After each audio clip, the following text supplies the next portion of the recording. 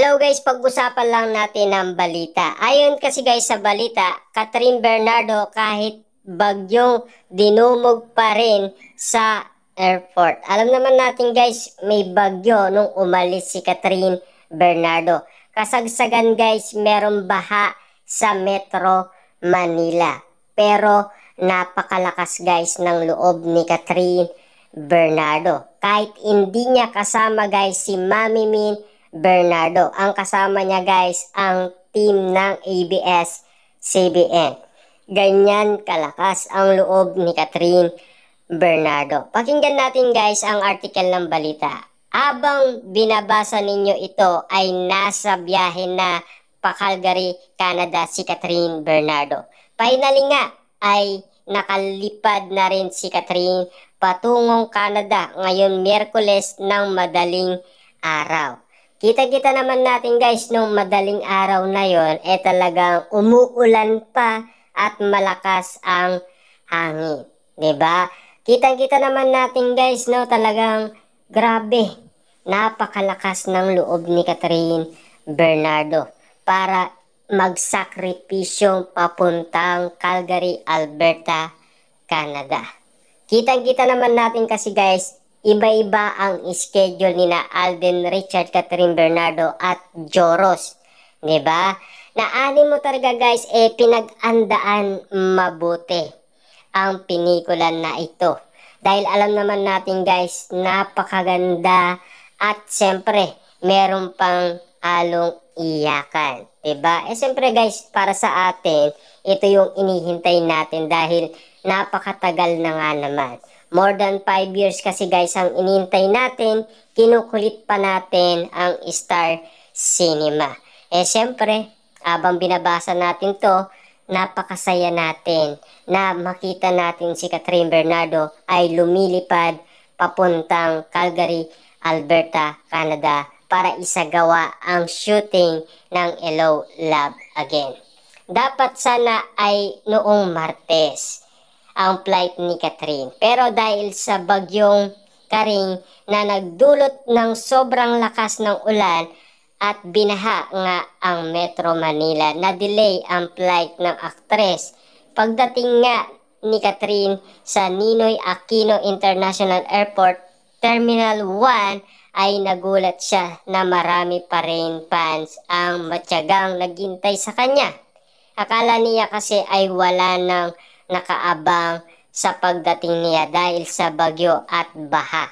Guys, hindi natin mapipigilan ang mga fans dahil matagal nila itong inintay. More than 5 years kasi guys, 'di ba? At alam naman natin lahat naman guys excited at siyempre pag nakita mo na ang idolo mong si Catherine Bernardo at gagawin niya na ang nasabing movie nila ni Alden Richard ay talagang masigla ang mga fans kahit may bagyo, may baha. 'Di ba? Kitang-kita naman natin guys, wala yan para sa kanila.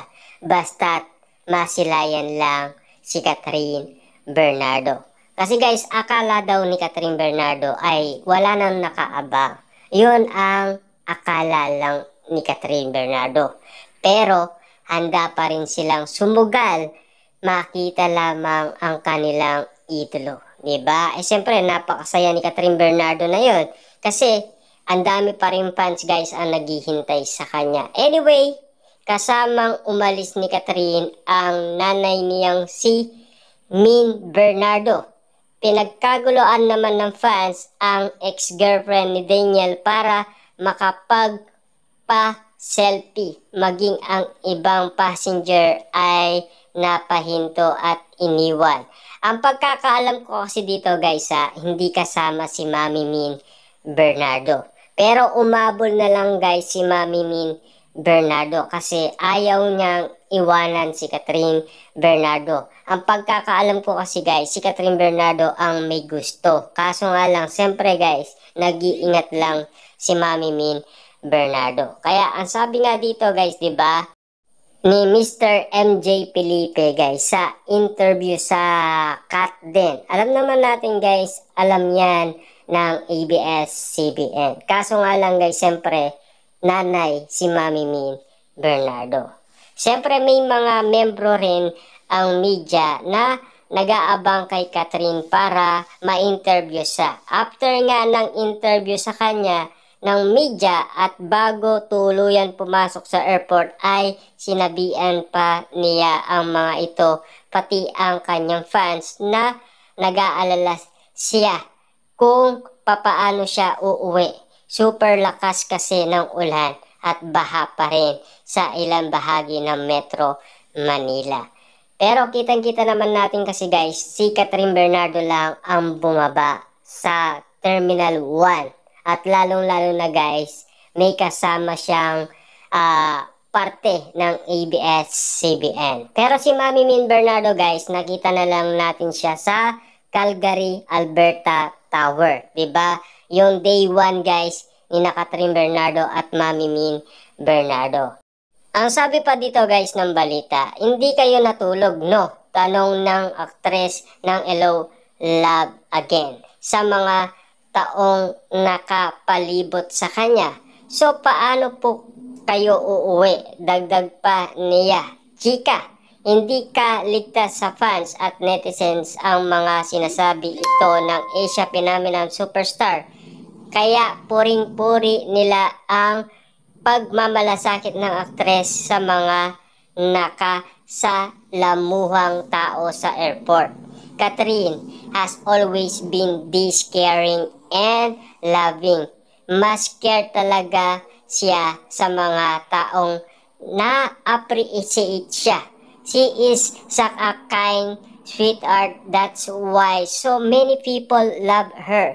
Such a humble and super appreciative superstar. Ayan guys, no? Napakabait pala guys ni Catherine Bernardo. Sinabihan pa nga guys ang kanyang mga fans kung papaano daw sila uuwi dahil sa lakas ng ulan at meron pang baha. Kita niyo naman guys, kung papaano nga naman sila pumunta doon guys, eh siyempre alam naman natin, ang mga fans ni Catherine Bernardo at Alden Richard ay mayayaman. 'Di ba? Hindi naman siguro susunod sa Canada ang iba kung wala silang budget. 'Di ba? Kitang-kita naman natin guys, noong si Alden Richard ay pumunta ng Davao City ay nakasunod din sila. Ang sabi pa dito guys ng balita, samantalang nag-iinayang sikat dahil hindi siya makakasama sa ASAP natin to in California. Hoping din siya na magkaroon ng free time from shooting ng Hello Love Again para makapag-tennis at makapag-banding kahit sandali ang kanyang ate Maja Salvador at anak nito na si Baby Maria na nasa Canada rin. Almost 1 month nga palang mawawala si Catherine sa bansa at nangako ito sa mga fans niya na babawi ito sa kanila pag uwi niya. Samantalang sa July 7 naman ang alis ng leading man niyang si Alden Richard para sa kanilang reunion movie after 5 years. Pero sasabak din ang aktor sa mga kapuso show sa US at Canada na hindi naman magagawa ni Kat dahil gusto ng management team niya na mag-focus lang siya sa Hello Love Again. Ito lang. Yan guys, yan daw ang sinabi ng ating news, 'di ba? Eh siyempre sa napakinggan natin guys, malaking binahagi ni Catherine Bernardo sa kanyang pagmamahal at malasakit umano sa kanyang mga fans. Kitang-kita natin guys kung papaano sinabi ni Catherine Bernardo, sa aking pag-uwi ay babawi ako. 'Di ba? Ganyan guys, kabait si Catherine Bernardo. Dapat ang priority ng actress, 'di ba? Kasi dapat daw mag-focus si Catherine Bernardo sa shooting. Kita naman natin guys, no? Si Catherine Bernardo ay inatid umano sa airport ng Canada si Alden Richard patungo sa US. Kung hindi nga naman sila guys mag-girlfriend, boyfriend, iaatid mo ba si Alden Richard sa airport? Ano ang kadahilanan? Ang gusto ng ABS-CBN, mag-focus si Catherine Bernardo sa kanyang ginagawa. Pero, inatid pa rin niya si Alden Richard. Ganon sila guys ka-close sa isa't isa. Diba?